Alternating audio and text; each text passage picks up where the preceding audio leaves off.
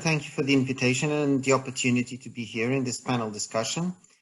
So my name is Tiago Domingos. I'm both the CEO of Prima, a spin-off dedicated to environmental services and to the promotion of ecosystem services in agriculture. And I'm also a professor at the Engineering School of the University of Lisbon, a professor in the area of environment and energy, specializing in ecological economics and ecological modeling. So I've been applying these two fields, both to sustainability assessment theories and tools, and to applications in agriculture. I'm also coordinating our integrated master's degree in environmental engineering at our school. I'm head of the research center where we carry out our research, and Prima was originated as a spin-off from this research group. And talking about our Prima project, this was a project which was recognized by the European Commission in 2013 in the World You Like with the Climate You Like contest as the best climate solution in Europe. The project was about using a system of sown biodiverse pastures, which is a system where we sow pastures with up to 20 different species of varieties, most of these species and varieties being legumes. So these are pastures which have a strong capacity for obtaining nitrogen from the atmosphere, and so they are very productive and have very high above ground productivity, allowing a higher sustainable stocking rate. And they also have a high below ground productivity, meaning that there is a much higher input of roots and the carbon from the roots into the soil organic matter pool. And this allows an increase in soil organic matter. Now, as we saw previously this morning, the Mediterranean area is an area where soils are very poor in organic matter. And this is a very significant problem in terms of fertility, in terms of erosion. And with this system of sown biodiverse pastures, we're able to increase soil organic matter from 1% to 3% along a period of 10 years. So a tripling of the level of soil organic matter, with enormous benefits in terms of soil protection, in terms of fertility, and also in terms of carbon sequestration. So hello everyone. We will continue the seminar with the panel discussion. Some of the more generic questions asked in the chat during the first part of the seminar will be considered during this panel discussion. Indeed, when we consider livestock farming, we can see that livestock farming is often banned for biodiversity loss, in particular through its use of soya imported from Brazil and intensive management of land to produce feed. Indeed, livestock contribute to biodiversity losses, through different drivers: habitat loss, pollution, overexploitation of resources, and climate change. But in the same time, livestock can have positive contribution to biodiversity. We have seen this morning several examples showing that livestock farming can have positive effect on biodiversity and soil fertility as well. These effects are recognized at European scale. Permanent grassland area is protected by EU and national legislation. Livestock seem to be concomitant with most of the high-value agricultural area. And ruminant systems are surely a major issue, but to some extent, pig and perhaps poultry farm may have local importance to preserve biodiversity. Within each driver, indeed, livestock system can have positive and negative contribution. Therefore, the role of livestock are really complex and ambivalent. It is necessary to reduce the negative aspect, but in the same time to promote the more positive one. This is what we try to do during this panel discussion. And so, if we move to the first part of the discussion, we consider the avoiding deforestation and the loss of deforestation and loss of biodiversity, which is imported buy the feed at European level? And the first question we can discuss is, do you think it could be possible to develop livestock farming in Europe without imported deforestation? And what alternative solution can you imagine? What, for example, could be the role of forage grain or grain legumes? Well, don't expect me to go into the technicalities of forage grain or legumes, but yes, we must proceed towards avoiding deforestation and forest degradation from our imports. Actually, it's announced in the biodiversity strategy that we will come with measures, including legislative, to address that problem.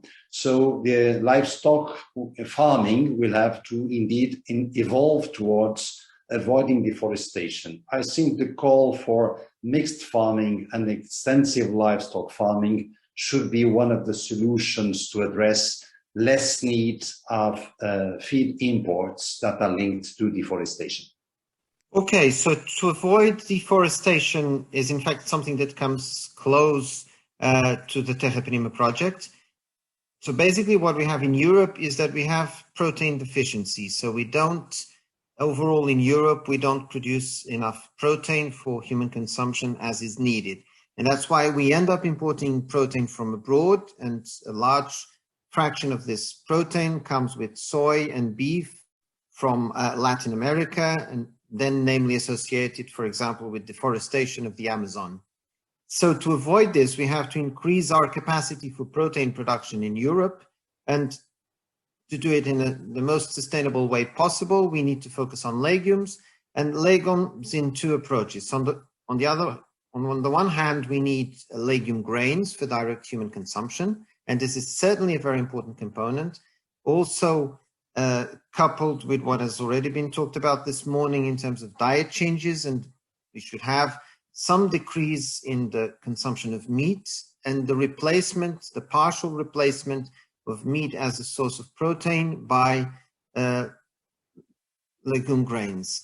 But this is only part of the story, and it's only part of the story because there's a lot of poor marginal land in Europe which is not suitable for cultivating legume grains on the one hand, and on the other hand, legume grains are not the best way of obtaining nitrogen from the atmosphere. Forage legumes are much more efficient in this regard.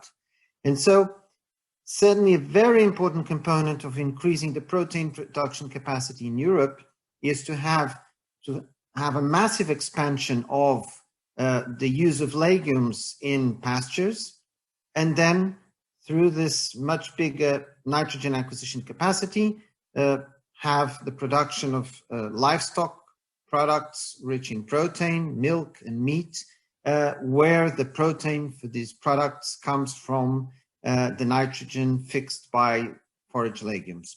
And so essentially, I would say it's these two components that would contribute to a solution in Europe to avoid imported deforestation, increase the cultivation of grain legumes, and increase the use of legumes in pastures and forages. If you look at agriculture in Europe, we can manage these things, but we have to dare to look at it in a different way, not only from what do we need for the animal, but also what do we need for landscape, and what do we need for biodiversity. Exactly. And to make that combination, I think there is much more to find out, but also much more to learn for the farmers, and also much to learn between farmers and people who are active in the nature preservation. Okay. It will be part of the discussion later on. Yes, I agree. And now, Miguel, you want to add something? Yes, because I fully agree with other speakers, and also because I try to reduce the import of soy for the third countries, and also, of course, avoid to make for deforestation is something that has to be must to do. It's not a direction, so we must to do that. And I think all the sector has to go in these directions. But of course, the debate has to be more open, because at the end, we are importing nitrogen in protein for the feed, and also we are importing nitrogen for the fertilize the field. So at the end, we need also not only to feed the animals, also we have to feed the crops, and we are importing nitrogen in the soil for production of the meat, and we are importing nitrogen, of course, for the fertilizer. So also this debate has to be together in the same direction, how we can use also the manure and also the slurry for the farmers to try to feed the fields and try to avoid one of the sources of the nitrogen, because I think the scope has to be more open, not only talking about the deforestation, that is absolutely clear that we have to avoid to import for the deforested area, and also try to find the best productions, and also open the debate in Europe how we can increase the protein productions in Europe. And also one of the future uses can be the reauthorization of the animal processed proteins for the feed animals, can be one of the sources for trying to reduce the necessity of the imported of the soy for the third countries. Yes, so you claim that we, and I agree, that we need to think together nitrogen and protein, both for human diet and for feed for animals and human diet again. Okay, some other contribution for this question from the panelists? I'd like to contribute. Donald, yeah. As a farmer, about 5 years ago, the farm was audited. It had a carbon audit done. And it took into account, it was a real detailed audit. It took into account what it costs and the cost carbon-wise to produce the milk on the farm. And it actually came out quite well. You know, surprisingly, we were quite low to produce a kilo of milk solids. But what it didn't take into account was the feed that we imported. So it was very easy for me to say that my carbon footprint is very low and that I'm a very sustainable farmer, but it didn't take into account the damage that I was doing through the imported feedstuffs from non-sustainable sources, and possibly, you know, damaging rainforests or other habitats in other countries. But part of the problem is, and the Bride Project tried to address this, is if I want to purchase grain or feeds for livestock, I have to compete with the cost of imported feed from other countries.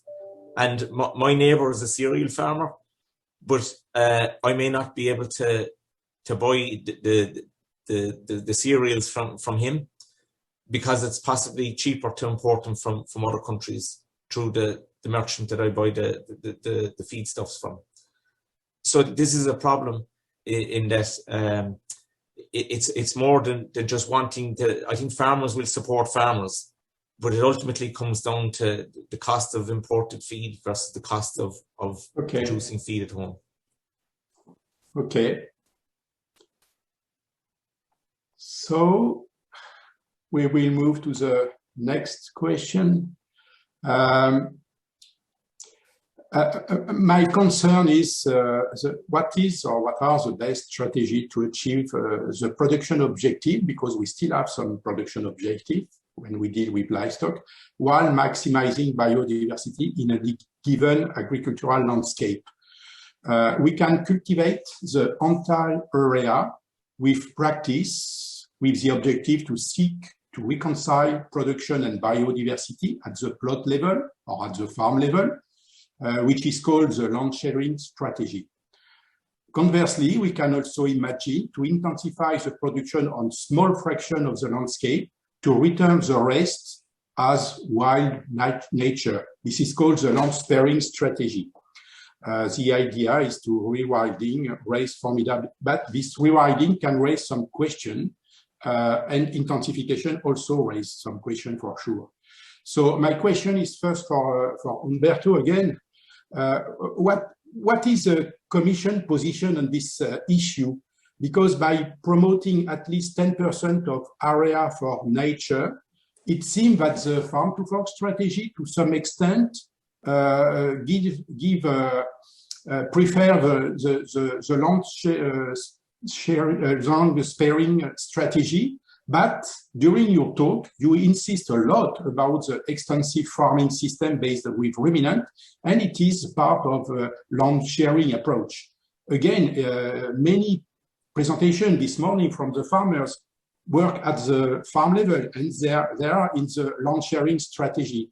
So what is the position of the Commission and more generally, the position of the panelists about the two extreme way, land sparing versus land sharing?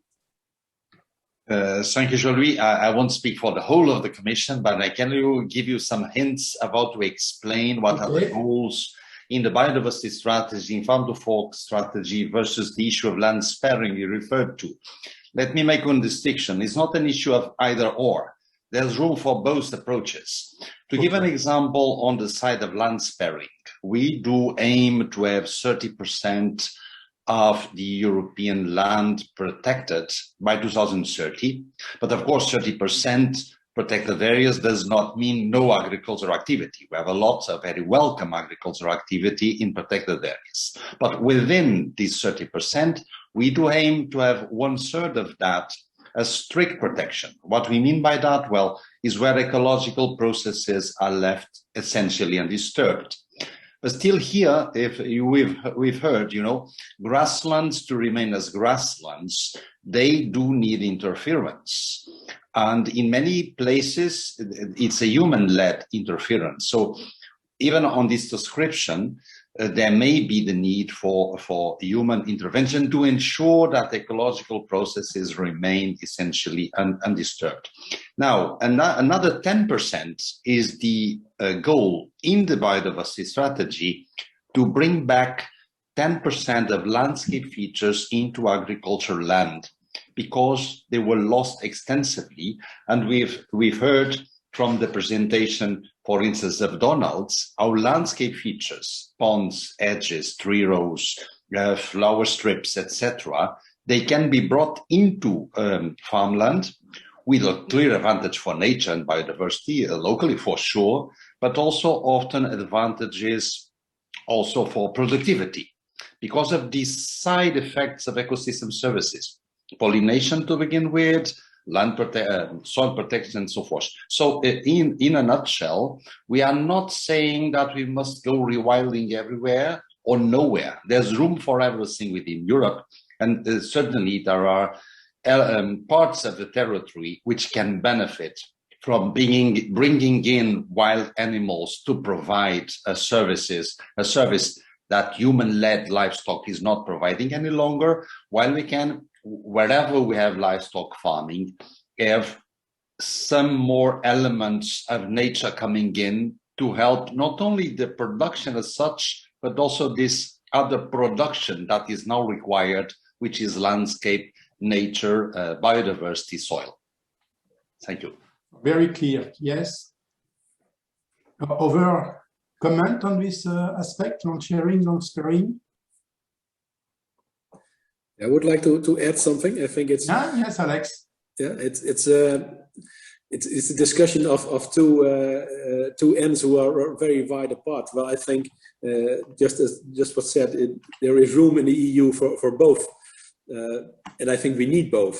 But it depends on the scale of a landscape, and it depends on how a country is organized. If I just look at the Netherlands, where we have very high productive agriculture on one hand, and on the other hand, there are 17 million people living on a very small area. So in my opinion, it is not possible to choose for land sparing, because my neighbors, the inhabitants of the Netherlands, would not accept that, because they also want a beautiful landscape. They want they see my production land, they see it as their landscape. So we have to choose in the Netherlands, I think, we have to choose for land sharing, and also for to have high production within the land sharing, because we have high costs. But that can be completely different in Poland, where you have much larger landscapes, where maybe it's much easier to make the choice for land sparing, where there is still enough room for nature to develop besides the land sparing. But so I think it depends on the area you are living in the region you live in, and it also depends on what society asks from us. But I also think that modern technology will make it much more easier to choose for land sharing in the future than it is now. If we in the future work more with robots and drones to control our crops, then it is possible to have much smaller fields with field margins, with flower banks in it, and still work very effective, because you can do it with robots. So I think the land sharing, land sparing discussion, maybe we will have that discussion in 10 years at the pasture size, not at the landscape anymore, but can we do in one pasture, can we do both things? Okay, this vision of the role of robots for more sustainable agriculture is quite interesting, yes. Some other comments on this aspect? Jean-Louis, if I could come in? Yeah, yes. So I'd agree with Alex that you need both, and more so than ever. If you look at the last year and the impact that walking in the countryside has had on people's mental health, that if you have an industrial agriculture out in the country, you have limited landscape value, whereas if you have several habitats all together, you have a woodland, you have ponds, you have hedgerows, you have it's much more visually attractive and much more acceptable to people living in the landscape, and that'll lead to a better rural countryside, better rural communities, and people that are proud of their farmers, and that's important. We shouldn't get away from that. Okay. Farmers have a huge contribution to rural communities, and then they need to be recognized for that. And getting back to a point that was made earlier, it's the need to be paying for these ecosystem services, that farmers are doing much more than just providing food. They can also provide a very positive effect or a negative effect on the environment. But that payment is not there. And I'm not going out with my cap in the hand looking for money for farmers, but I'm just saying it's a deficiency in the model that we're on. When farmers, there is no incentive coming back to the farmers to say, look after the hedgerows, look after the ponds, look after the woodlands.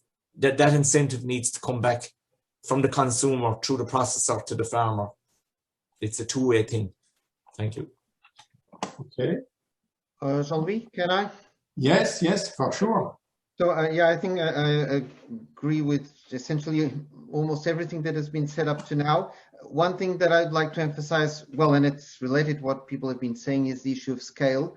So, and this connects, for example, to the issue of deforestation. So at the global scale of the whole planet, there are clearly situations where we need land sparing, and the issue of deforestation is exactly one of those. If we increase the amount of food that we produce in Europe, if we are better able to satisfy our needs, we reduce the need for imports of protein from outside, and we reduce deforestation. So this is a clear example of where we need land sparing at the global scale. Then at a more local scale, I think there's a lot that we can do to work on due to the heterogeneity of the landscape. And I think Donald's examples that he showed us previously showed us this very clearly. We can have situations where you have very intensive agriculture, but it is still the case that you have field margins, you have heterogeneities, you can do a micromanagement of the landscape where while still having intensive agriculture, there's a lot of opportunities to do biodiversity promoting actions.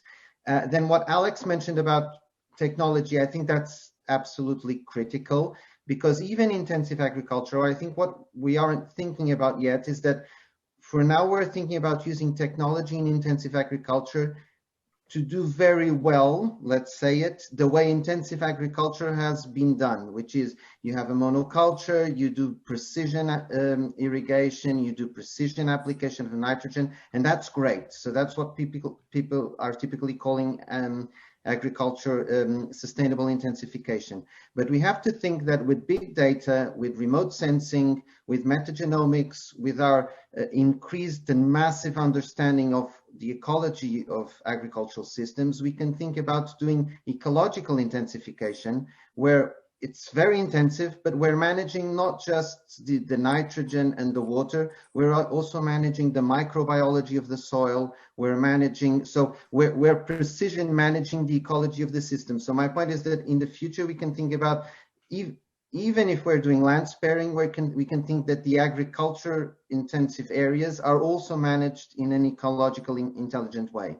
And finally, my last point is that what puzzles me, and I think it puzzles probably a lot of people here in the audience, and I want to bring this into the discussion, is the issue of organic farming. It puzzles me why the European Commission puts aims of 25% of land area in Europe for organic farming. And it puzzles me because although organic farming, I think, is something which works well with consumers, we have to accept that. It's a simple concept that consumers accept, but it is a concept that to define doing agriculture with organic farming is odd, because in some, and this goes into land sharing, because there's a lot of good ways of doing land sharing, and most of them are not compatible with organic farming, because there are several items in organic farming that you might want to do, but then suddenly there's a herbicide, or there's a precision application of nitrogen, or there's different things that you want to do that are the best ways of doing land sharing, and they are not compatible with organic farming.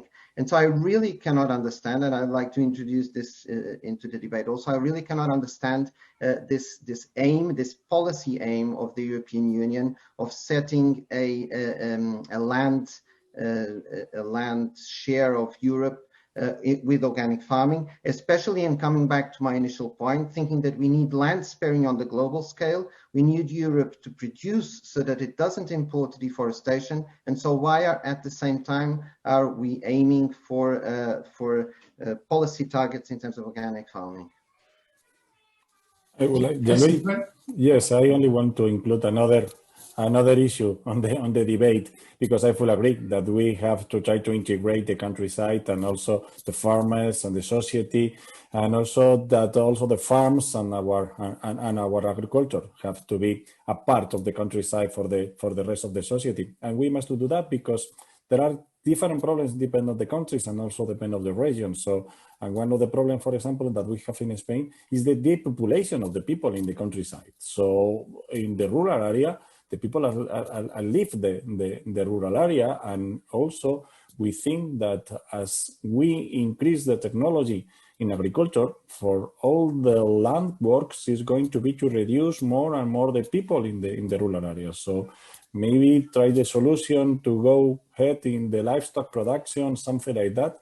Because if we are not going to take care about the rural areas and the landscape, we are going to have a lot of problems, of fires, on increase of bad plants, so problems, and depend of the area and depend of the city. So if I compare, for example, with the fantastic situation in the Netherlands, there are very good integration between the farms and the citizens.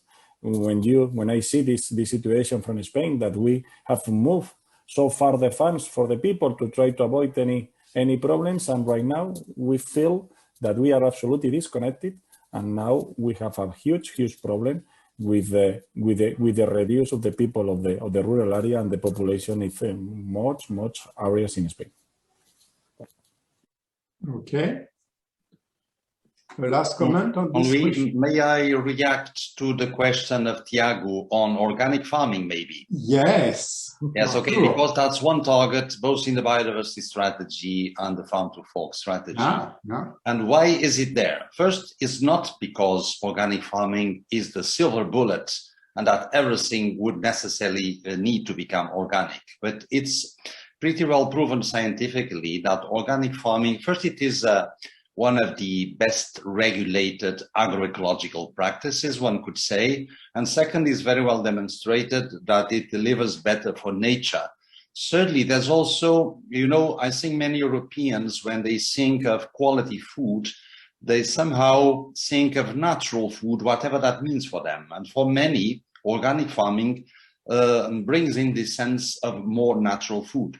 So I think it's a bit an overstatement, I would say, to say that organic farming does not allow for land sharing, because indeed on delivering better for biodiversity, it's already inherently more of the land sharing element within that.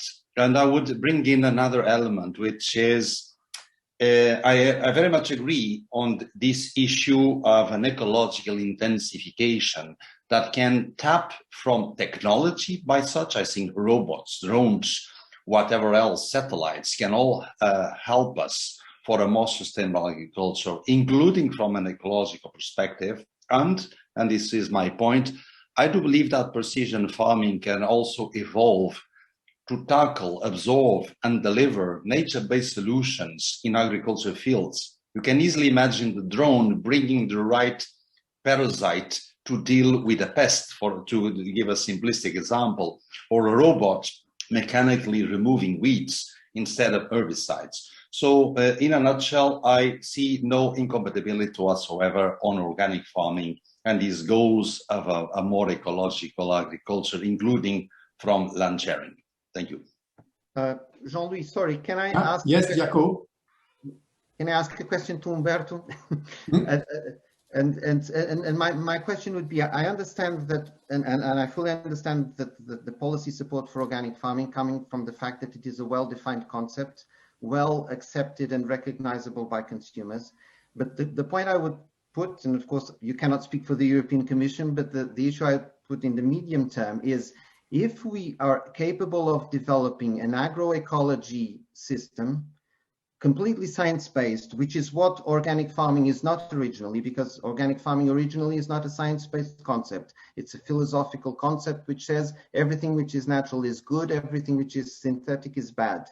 If we could be able of developing a sound, science-based agroecological standard, which of course would borrow a lot of intuitions and experience from organic farming, but would be also capable of seeing the situations where non-organic farming practices are better for soils and biodiversity. So my point is, if we were able to establish such a standard and such a regulation, would that fit into the European Commission's policy aims as in fact fulfilling the aims that are currently being met by organic farming?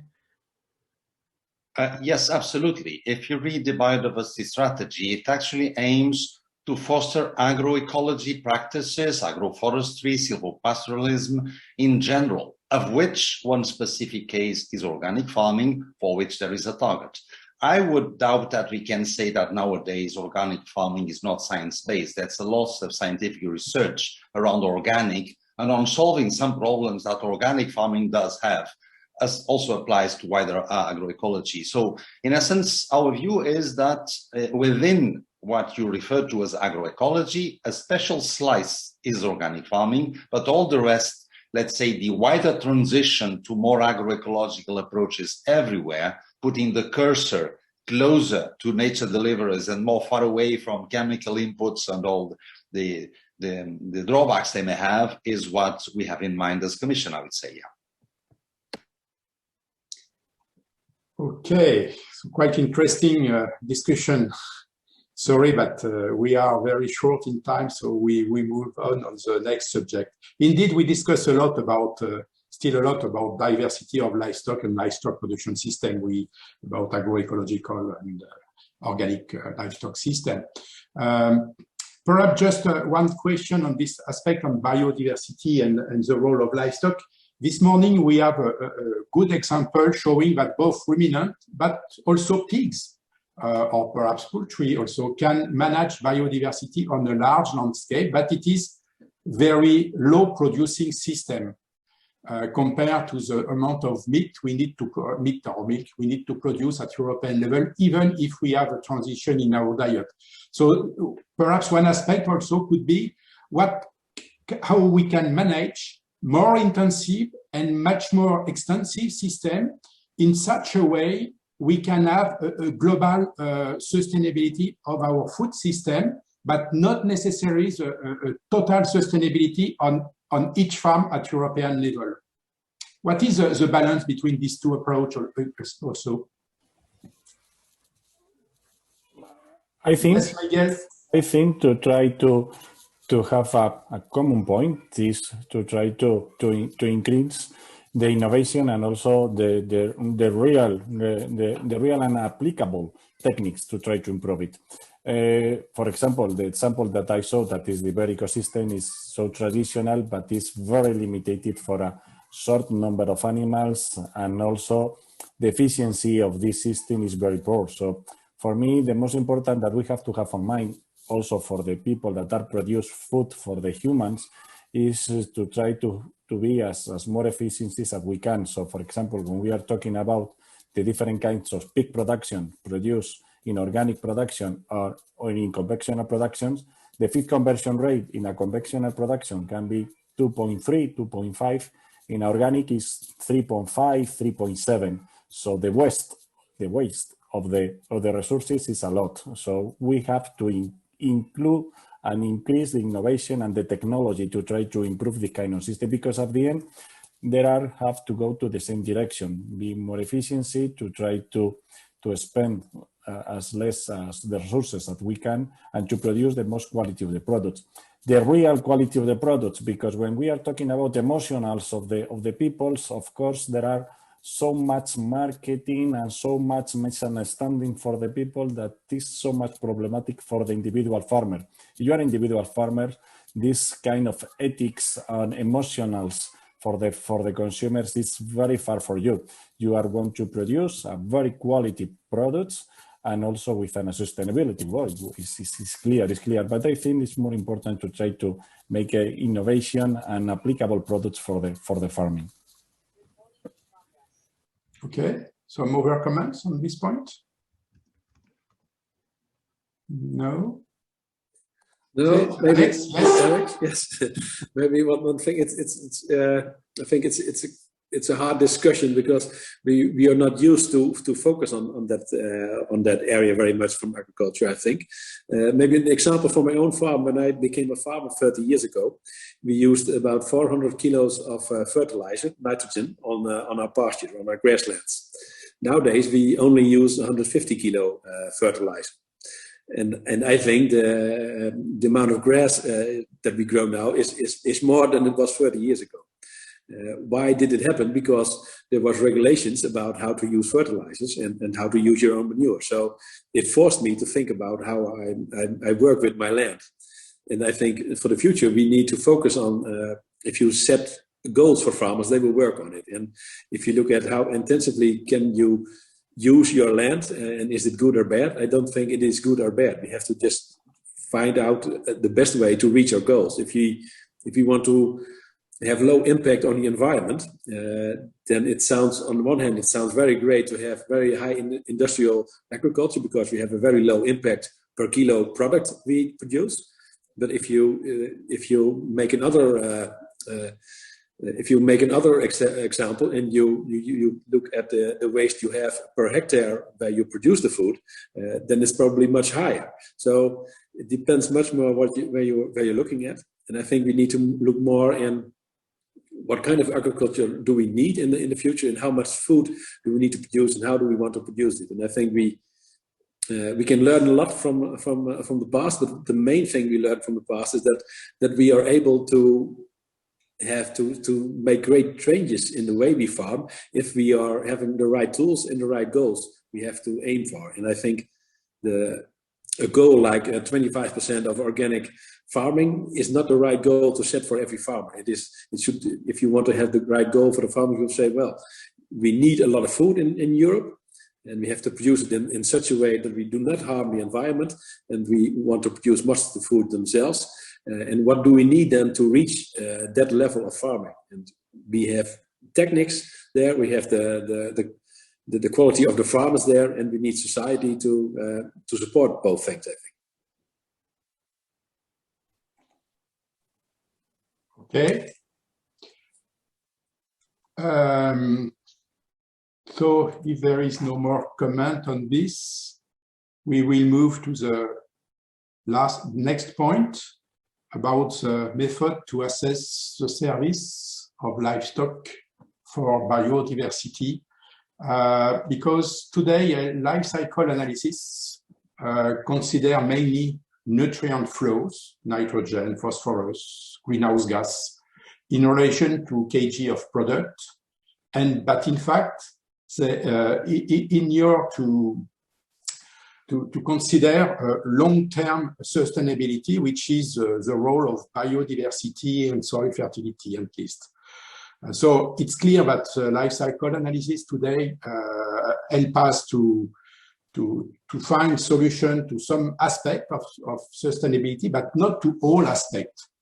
And my question here is, Is there a risk that decision based on actual LCA data will lead us to counterproductive solution?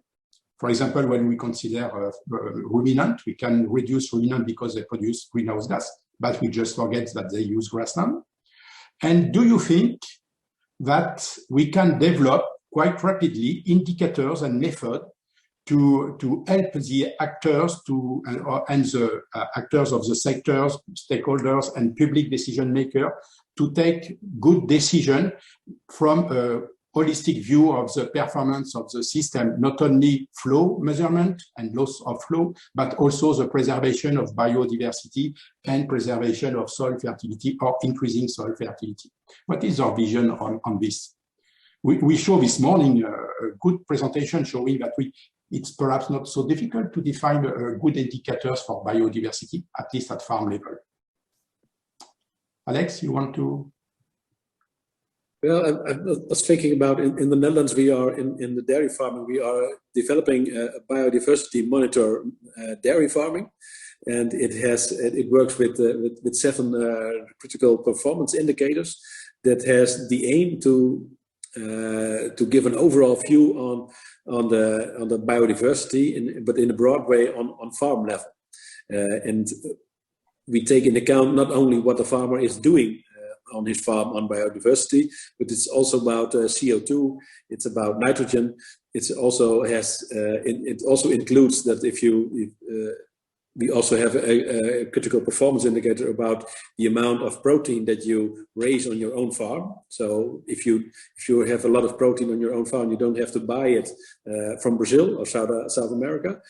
So we have a set of 7 critical performance indicators in one system, and they have to work and you have to score on all 7 to be very good. And I think that is a way to show to a farmer on farm level how is he doing and where he can improve himself. And that also the aim is of the monitor is also that other parties, other firms use it to reward the farmer. And the example that's working already is that the bank in the Netherlands, the large bank who has the most loans in agriculture, that's the Rabobank. The bank is starting to reward farmers if they score high on the biodiversity monitor, that they have to pay a lower interest to their loans than the farmers who score bad on the biodiversity monitor. So I think that is sort of what you mean. Yeah. Jean-Louis, may I try to also answer to the question? Yes. From my side, I say the problem is not life cycle analysis versus other methodologies. The problem would be in whatever methodology to stick to a certain reductionism. If you only take into account or value greenhouse gases, you would come to the ecologically nonsensical conclusion that you need no ruminants because they emit methane. So what you need for a proper life cycle analysis is to take into account all the components of the environment. Now, admittedly, the most complex component is likely biodiversity. It's much easier to measure CO2 concentrations than to measure ecological ecosystem services. But what I would say is in all the strands of methodologies, life cycle analysis, environmental footprinting that derives also from life cycle analysis, natural capital accounting approaches, all of them still need reinforcement to capture the biodiversity elements, but there are very good approaches coming in already. So I would say at all levels, use the indicators you may, use the methodologies you may, try to have them as complete as possible. They will not be perfect, but they should orient much better, be it at farm level or wider, what are the right practices and approaches. Okay, it's clear. Another comment? Jean-Louis? Yeah. The Bright Project has designed a farmland biodiversity index, and it's based on the amount of land that's in what I discussed in the presentation, the biodiversity managed area. So your farmland biodiversity index, it could be anything from 5 up to 50 or even 100. but it's the amount of land that's in biodiversity, as it were. But there's also a quality score based on the assessment that's done each year on each of those habitats. It's the results-based payment.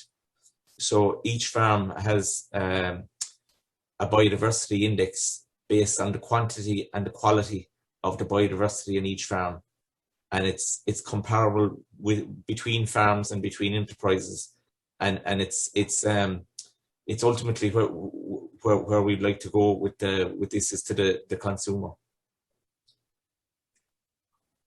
Okay. Jean-Louis, I just yes, like Thiago.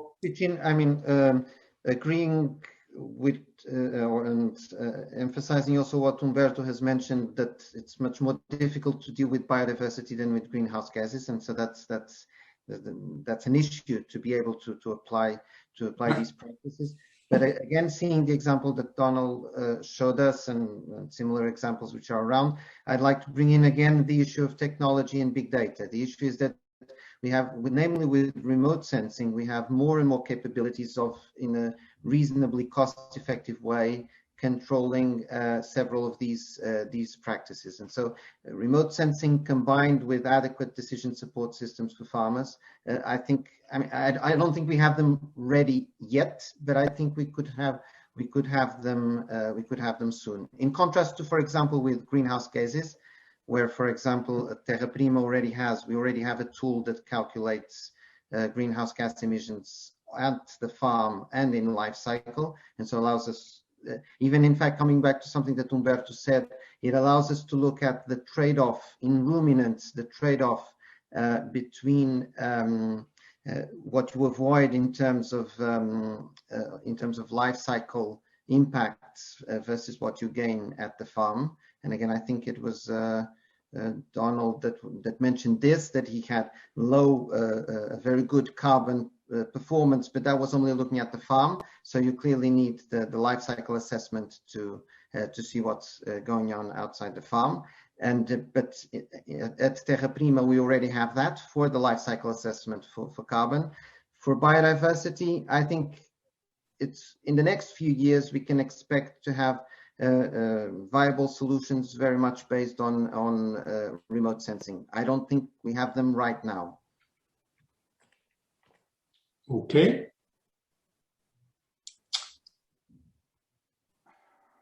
So it's a complex matter, it's clear.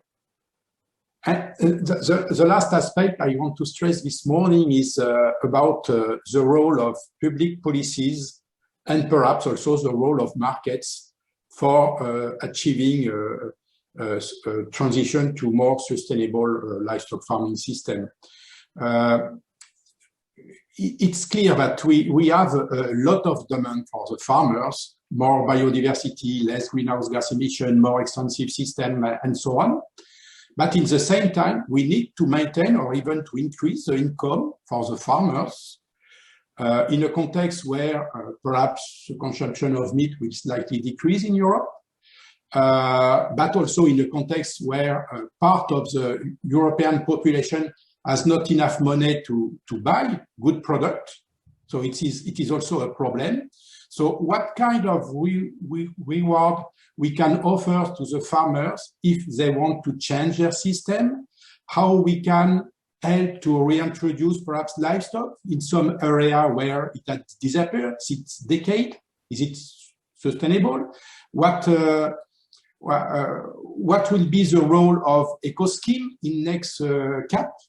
In the next one or the next, in the next one after the next one, because it will probably increase slowly, this aspect. So what will be the role of public policy and the role of the food chain itself and the market indeed to the transition? Perhaps Humberto, you can begin to answer this kind of large and difficult question. Yes, indeed, the question has a relatively simple reply from the side of agriculture. It's called the CAP, Common Agricultural Policy. That's exactly where the tools lay to steer this transition to sustainability in all practices. if we have a final proposal decided by the co-legislators that maintains the ambition level or even increases it from the Commission's proposal, I would say that indeed you signal it. The eco schemes will be, in my view, a crucial tool, allowing precisely for the member states on designing them to bring in what's missing. And if in some cases, what's missing in the landscape is livestock in such a way as to provide not only meat, not only the products as such, but as we've said, bringing in also landscape, biodiversity, healthy soil as a deliverable, as a production from the farmer, the tool is there, the eco schemes together with the agriculture, the agro-environmental measures of rural development. So this all will amount of the vision of the co-legislators for the final deal, and then each member state on the proper design of the CAP strategic plans, including the eco schemes, which can of course be should be more on the side of dark green than light green, in our view, in the Commission. What is the position of the farmers about the new CAP? Are you asking me? Who is the question directed to, Jean-Louis? Yeah. To me? To everybody in the panel discussion, and because the CAP is surely a strong tool to help the transition, but the amount of money is probably too small to achieve the transition we need. And it's very difficult because we need to have a shift of some amount of money from some type of farming system to other type of farming system. So politically, it will be very difficult in the different countries. I see the discussion in France between livestock production and cereal producer. It's very, very complicated indeed. Yeah, maybe as a farmer, I would like to add something. Yeah. Yeah, I think that we have to make a kind of basic choice in Europe. If we are asking different things from farmers in the future. We are asking to preserve landscape, to produce biodiversity, to work on climate change, and we can reward farmers in two different ways. We can do that by giving them a higher milking price when they do the work well, or we can pay directly for the maintenance of the landscape and other deliverables they can deliver to society. And I think we should do the last thing, because if you ask different things from a farmer, but you reward them through a higher milking price, then there is still a strong drive for me to try to produce more milk. And what we want is that I, as a farmer, do not produce more milk, but produce good milk and enough milk, but produce also a beautiful landscape, produce biodiversity, and do something about climate change. So we have to make the choice to reward exactly what I am asked for by society to produce. And I think the new CAP is making a small step in that way. But also the CAP has not enough money to make it possible for all the farmers to make that kind of choices on their farm. So I'm glad that the CAP is moving in the right direction. I think it should move a little bit faster, but a little bit more money. But the really basic choice should be made in every country for themselves, for how much money does the country themselves has, how much money do you want to invest in landscape and biodiversity in nature. But I'm glad with the new CAP, but it should move a little bit faster. Mm-hmm.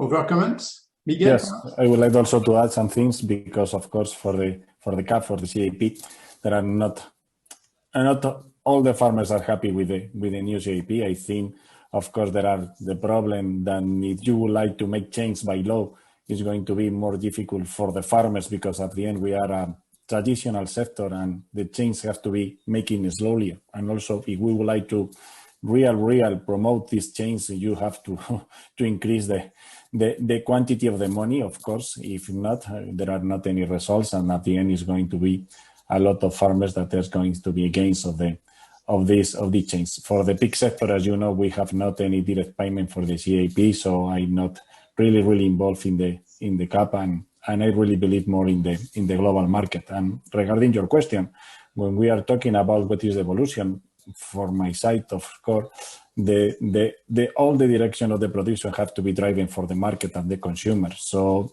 when we are talking about the different options, is you are going to do something for the market or by law, I think all the decision has to be driving for the market.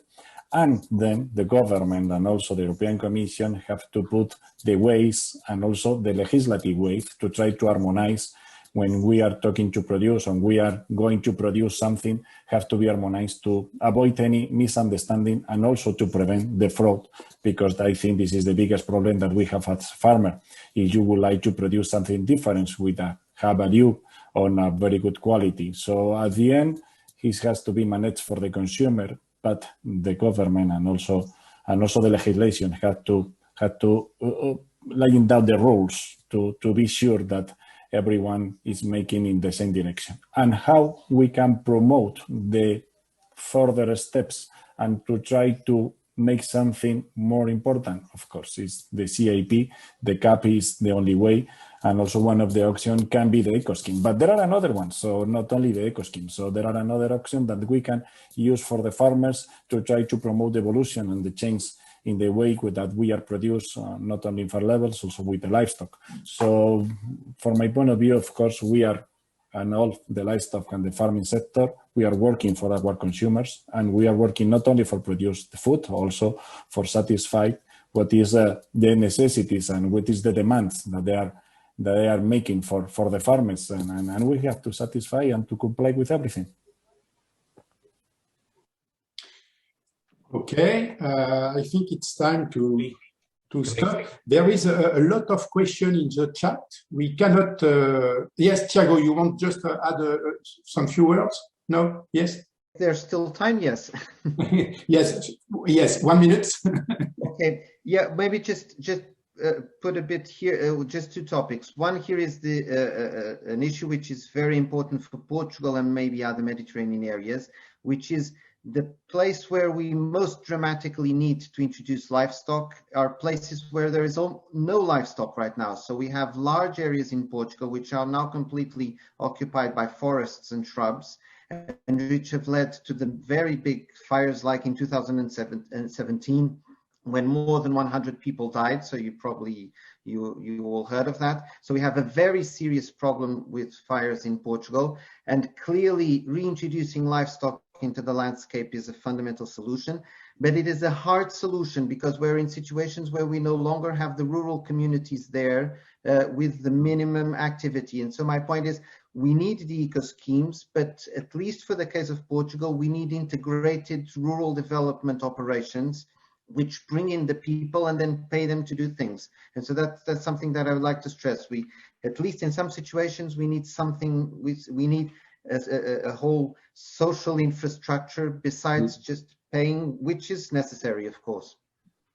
Okay, for this comment, I think it's also true in some other countries, especially in the south of Europe, including France. We have exactly the same problem in some region. So sorry, we need to stop now. There is some question in the chat, so we will collect the question and send them to the panelists, and we can answer them. I think one of them is very important. It's what happened when between the difference between land ownership and people who are working on the land. So it's also a problem for the CAP. So now I will give the floor to Frank to conclude this wonderful session this morning. Thank you, Jean-Louis, and thank you and all the panelists for a really interesting discussion over the last hour. So look, there is on webinars, there is not time for long conclusions because people can leave very rapidly. So I will just very, very briefly make some comments. I think we saw today that the big challenges facing livestock systems around many of the environmental issues that are very important now.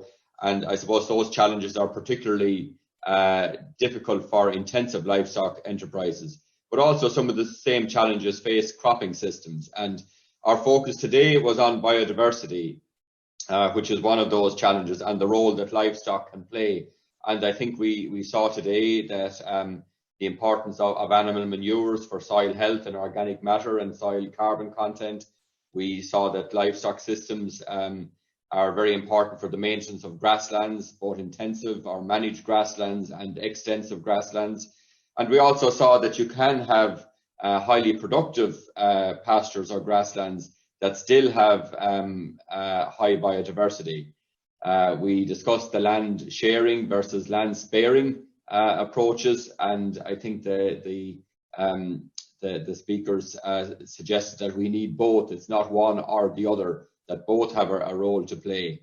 Another theme that came through was the need to direct the reward for the actions or the outcomes that we want. In other words, we need to reward farmers for the results and not just for the adoption of different measures. We need to see how effective those measures are, and that brings us to the idea of results or outcome-based payments that were discussed by a number of our speakers. And also, I suppose, I think that's maybe unique about biodiversity is that it's, you know, there is no one-size-fits-all solution, and really you have to get down to the local or the farm level in terms of seeing how you can improve biodiversity. And also, it's quite a difficult thing to measure. It's not well suited to, you know, measuring on millions of farms. So that's an issue that we have to address. And we did hear some examples of indices and other ways that we can assess the biodiversity on farms. Another theme that came through was the need to evaluate systems for all the environmental strands. That while we focus today on biodiversity, and another day we might focus on greenhouse gas emissions or whatever, we need to really look at them all in an integrated way.